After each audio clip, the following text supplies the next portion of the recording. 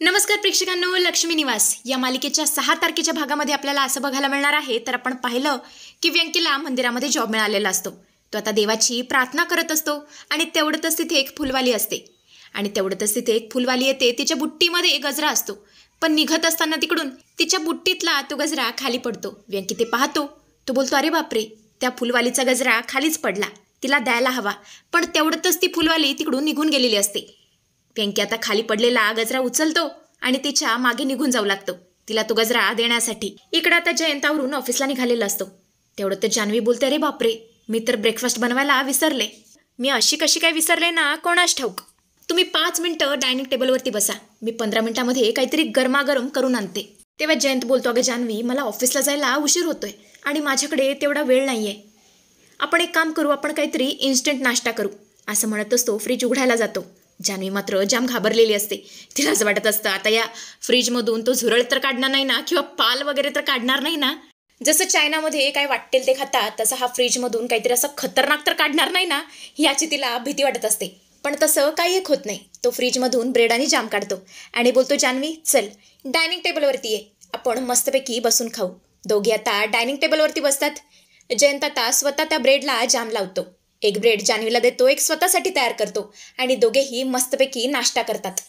नाश्ता वगैरे झाल्यानंतर जयंत बोलतो, जान्हवी चल आता मी निघतो आणि काय लागलं तर मला फोन कर, मी आहे ऑफिसमध्ये. असं म्हणतच तो निघून बाहेर येतो. पण जाताना मात्र तो पासवर्ड टाकतो आणि दरवाजा बंद होतो. म्हणजे बघा ना प्रेक्षकांनो, त्यांनी इतकी हाय सिक्युरिटी लावलेली असते की पासवर्ड शिवाय दरवाजा सुद्धा उघडत नसतो. म्हणजे जान्हवी कुठे जाऊ शकणार नाही अशी त्यांनी व्यवस्था केलेली असते, किंवा बाहेरून आत कोणी येऊ शकणार नाही अशी त्यांनी व्यवस्था केलेली असते. नाही म्हणजे बघा ना प्रेक्षकांनो, जरा असं इमॅजिन करा, इतक्या मोठ्या घरामध्ये असं भूतासारखं दिवसभर बसणं किती अवघड आहे. सगळे दरवाजे बंद, ना हवा यायला जागा, न काय यायला जागा, न घरात कोणी येणार. हे सगळं भयानकच्या वरच्या लेवलचं आहे. इकडे आता हा सिद्धू लक्ष्मीच्या घरी येतो, सिंचनाला थालीपीठ देण्याच्या बहाण्याने. तो आता घरात येतो आणि जोरजोरात लक्ष्मीला हाका मारू लागतो, लक्ष्मी काकू, लक्ष्मी काकू. लक्ष्मी बाहेर येते आणि बोलते, सिद्धू तू, अरे हे काय घेऊन आलायस? तेव्हा सिद्धू बोलतो, ते मी थालीपीठ घेऊन आलंय.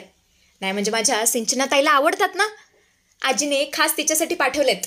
लक्ष्मी थालीपीठ बघून जाम खुश होते आणि जोरजोरात सिंचनाला हाक मारू लागते, सिंचना अगं बघ सिद्धू काय घेऊन आलाय. असं म्हणतच ती थालीपीठ ठेवण्यासाठी किचनमध्ये निघून जाते.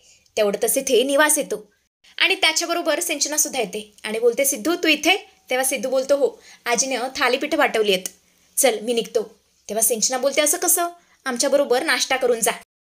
असं म्हणतच ते त्याला डायनिंग टेबलवरती घेऊन जाते. घरातली सगळी मंडळी सुद्धा आलेली असते. वीणा ते थालीपीठ टेस्ट करते आणि बोलते, सिद्धू खरंच आजींच्या हाताला काय चव आहे. सगळीच आलेले असतात, पण भावना मात्र अजून तिच्या खोलीतच असते.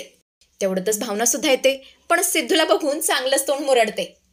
सिद्धू मात्र तिच्याकडे बघून नुसता स्माईल करत असतो. लक्ष्मी बोलते, भावना ये बस नाश्ता कर, सिद्धूच्या आजीने पाठवलाय. पण भावना मात्र थालीपीठ घेते आणि आनंदीच्या खोलीमध्ये निघून जाते. नाश्ता वगैरे झाल्यानंतर सिंचना सिद्धूला रूममध्ये घेऊन जाते हरीशला भेटवण्यासाठी. सिद्धू आता हरीशची माफी मागतो. तो बोलतो, जिजू मला माफ करा, मी तुमचा आजवर खूप रागराग केला. मला असं वाटलं तुम्ही लोक चांगली नाही आहात, पण आता मला कळलंय खरंच माझ्या ताईला खूप चांगलं सासर मिळालंय. असं म्हणतच तो हरीशला घट्टाशी मिठी मारतो. इकडे आता जयंत त्याच्या ऑफिसवरती आलेला असतो. त्याचा सगळा स्टाफ त्याला बुके वगैरे देतो, त्याला कॉंग्रॅच्युलेट करतो. जयंत आता सगळ्यांकडून बुके स्वीकारतो आणि त्याच्या केबिनमध्ये जाऊन बसतो आणि मोबाईलवरती CCTV फुटेज बघू लागतो. तर हा फुटेज असतो त्याच्या घरचा. म्हणजे तो ऑफिसमध्ये बसून जान्हवीवरती वॉच ठेवत असतो. घरामध्ये जान्हवी काय करते ते सगळं तो पाहत असतो, कारण त्याने घरामध्ये CCTV कॅमेरा लावलेला असतो. तो मोबाईलमध्ये पाहतो तर काय, जान्हवी जाम वैतागलेली असते. घरामध्ये एकटी बसून बसून तिला कंटाळा आलेला असतो. त्यामुळे ती लक्ष्मीला फोन करते. ती घराचा व्हिडिओ शूट करते आणि लक्ष्मीच्या मोबाईलवरती पाठवते आणि सगळं सांगू लागते की घरात काय काय घडलं, पण झुरळाच वगैरे ती काही सांगत नाही. लक्ष्मी बोलते, जानू तू खुश आहेस ना? जानू बोलते, हो मी खूप खुश आहे, जयंत खूप चांगले आहेत. ऐक नाही, मला ना जयंतला काहीतरी सरप्राईज द्यायचंय. मी काय म्हणते आई, मला मसाले भाताची रेसिपी सांग ना, तुझ्या पद्धतीची. मला खात्री आहे तुझ्या पद्धतीचा जर एकदा त्याने मसाले भात खाल्ला तर माझा फॅनच होईल. तू मला रेसिपी सांग, तसं मी करत जाते. असं म्हणत असते आता रेसिपी बनवायला घेते. आई सांगल तसं ती करू लागते. जयंत आता हे सगळं बघत असतो.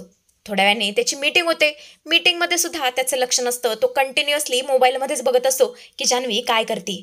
आणि इतका वेळ कोणाशी फोनवर बोलतीये हे बघण्यासाठी तो आता जान्हवीला फोन करतो आणि बोलतो, जान्हवी अगं काय करतेस तू?